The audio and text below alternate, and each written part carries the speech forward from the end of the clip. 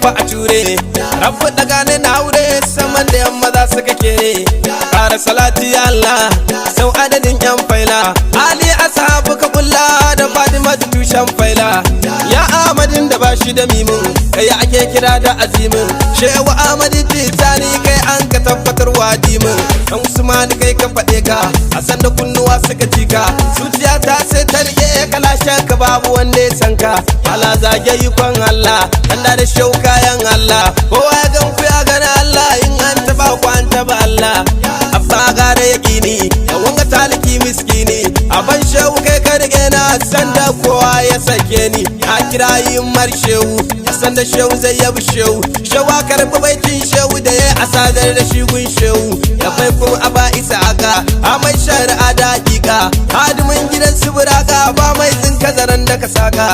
ka iya ka huta a jejinka an ka farauta fahimtar ka mun ka fahimta harshen muke yaban ka cikinta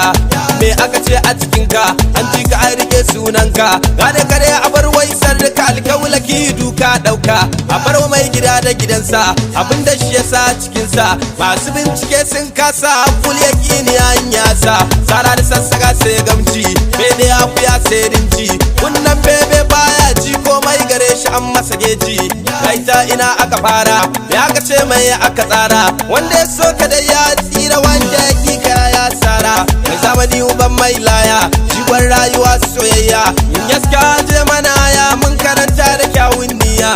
a duniya labari komai kan tsari shehu ka raba mana siri masu rabo sun samu sururi a shara da giga ba za buka ciya fakuri ya ga saka ruyin maza ka kwance sarga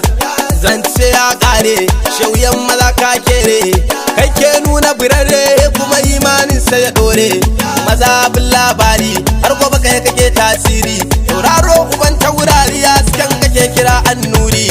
a lazimi da wasifa ta bari sarkade aka sirfa da fakuri cikin sassarfa kan sar da canjin siffa shau da kai ake zancanka cikin kai daban da wajenka ni ba ni san ganin makiyin ka mai san rabe ɗayan ka biyinka